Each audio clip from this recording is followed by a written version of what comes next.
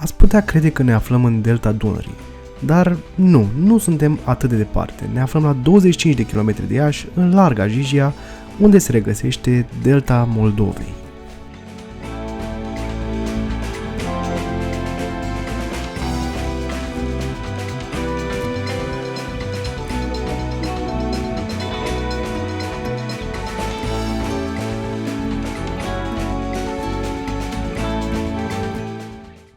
Datorită mai multor acumulări de apă în Larga Jijia, comuna Movilen se bucură de acest peisaj spectaculos, într-o arie protejată.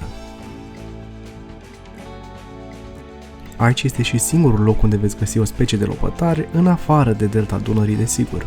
Deci dacă v-ați dori să vedeți vreodată lopătarii, nu este nevoie să mergeți până în delta Dunării, îi găsiți lângă Iași.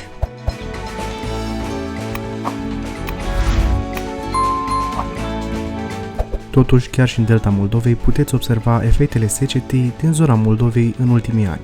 Unele lacuri au secat.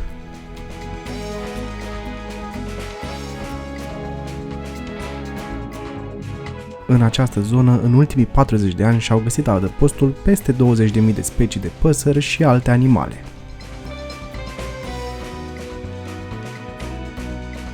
Delta Moldovei propune mai multe trasee pe care te poți plimba, dar noi ne aflăm pe cel mai scurt, cel de o oră dus-întors. Această rezervație este cea mai importantă zonă de cuibărit din bazinul Prutului pe teritoriul românesc. Încă de la începutul lunii aprilie, moment în care ne aflăm și noi, apar lebedele de vară și cormoranii, care se apucă de reconstruit sau reparat cuiburile pe care le-au lăsat în urmă.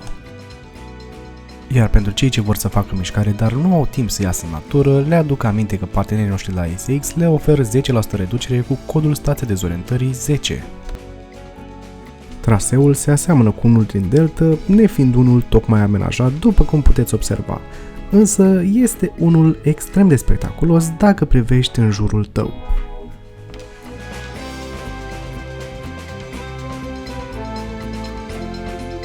Habitatele păsărilor care se găsesc aici diferă de la specie la specie. Iar printre speciile pe care le poți admira în delta Moldovei enumerăm rața roșie, lopătarul, diferite specii de stârc, gretă, cârghiță, pescăruș, plus multe altele. Dacă este să ne referim la animale, aici puteți vedea iepuri, hârciogi, șoare și șobolani desigur, însă se găsesc cu ușurință vulpi, mistreți, vidre și câte și mai câte.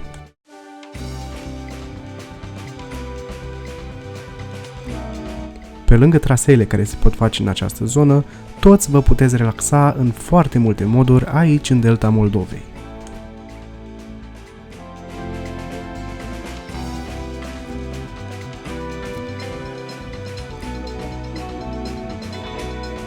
Complexul delta Moldovei este cea mai mare amenajare piscicolă din zona Moldovei, fiind inclus în situl Natura 2000. Complexul, ca și suprafață, are peste 1200 de hectare, 800 dintre ele fiind reprezentate de eleștee și bazine piscicole. Nu vă gândiți că acest loc a apărut de nicăieri.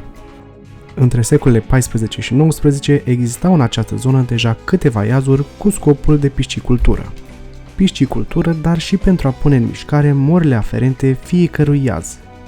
În secolul al XIX-lea, datorită abandonării morilor de apă, dar și a interesului crescut pentru agricultură și pășunat, iazurile nu au mai fost întreținute și astfel, până în anul 1977, zona era reprezentată doar de o imensă parte mlăștinoasă, stuf și păpuriș, fără nicio valoare economică, nici măcar agricolă, terenurile fiind și ele deja saturate.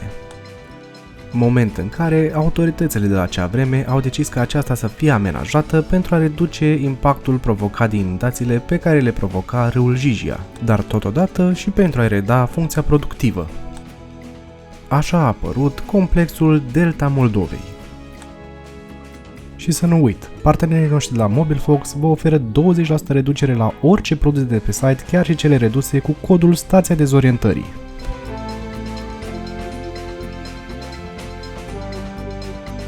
Atmosfera este atât de liniștitoare și este exact ceea ce aveți nevoie când vreți să scăpați de aglomerația urbană și de haosul din orașe mai exact. Un alt aspect interesant este acela că în anul 2000 zona a fost considerată una dintre cele mai propice zone din țară pentru înmulțirea păsărilor. Pentru amatorii de pescuit, aici veți găsi și crapul topless, ce este o specie de pește fără solzi, o invenție a inginerului care a contribuit foarte mult la dezvoltarea acestui complex.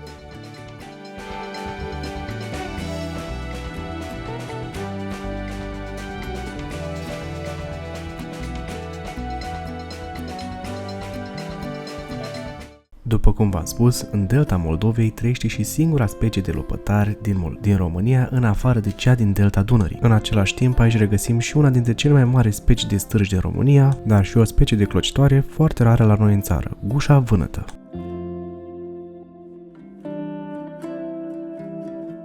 Chiar și cu aceste specii rare, mândria localnicilor rămân lebedele. Pentru că cine are interesul de a face o plimbare cu barca în luciul celor 50 de heleșteie, pe râul Jijia, în timpul unei zile de vară va asista la momentul în care sutele de lebede decolează pe lac în șir indian. Mai presus de toate, delta Moldovei este un paradis al pescarilor, după cum v-am spus, pentru că pasionații de prins pește raportează capturi de peste 20 de kilograme. O zi de pescuit aici costă undeva în jurul la 70-90 de lei și maxim 5 kg de pește pe zi.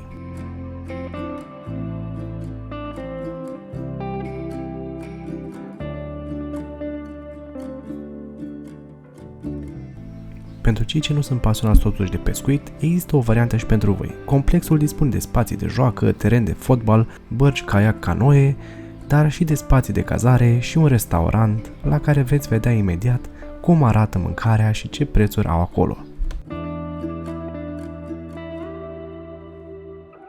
Un loc absolut superb, unde numai după câteva ore consider că merită să vii să-ți petreci o zi sau, de ce nu, chiar un weekend.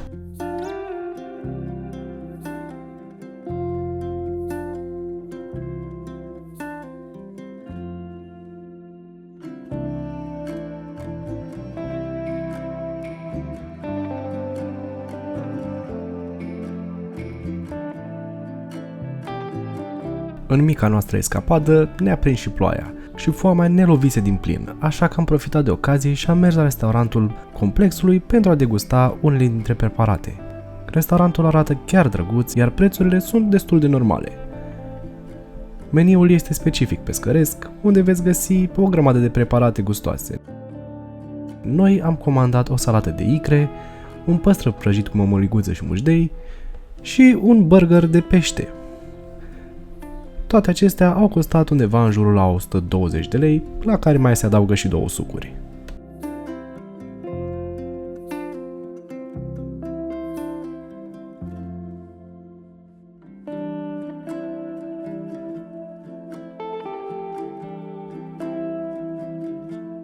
Desigur că ploaia nu putea să țină o veșnicie într-un loc atât de frumos, așa că am ieșit din nou afară pentru a ne bucura de natura revenită la viață după o mică furtună, să zicem așa. Un lucru este clar, nu-ți ajung doar câteva ore pentru a descoperi și a te bucura cu adevărat de întregul complex delta Moldovei. În ultimii ani, acest loc a devenit din ce în ce mai popular, iar lumea din toate colțurile țării vine aici pentru a se relaxa și pentru a se bucura de frumusețea naturii și de liniștea pe care acest loc o oferă. Și în acest sens sper că v-am convins și eu să veniți să vizitați delta Moldovei. Iar dacă v-a plăcut acest episod, aș aprecia enorm dacă i-ați da un like, dacă v-ați abonat la canal și dacă ați urmărit și alte episoade de pe canal, pentru că mă ajută foarte mult. Chiar acum puteți vedea membrii canalului care ne susțin și cărora le mulțumesc. Nu uitați că ne puteți urmări și pe Instagram, pentru că și acolo mai postăm ocazional lucruri interesante. Voi ați urmărit Stația Dezorientării și sper că nu sunteți dezorientați. Iar până data viitoare, stay safe!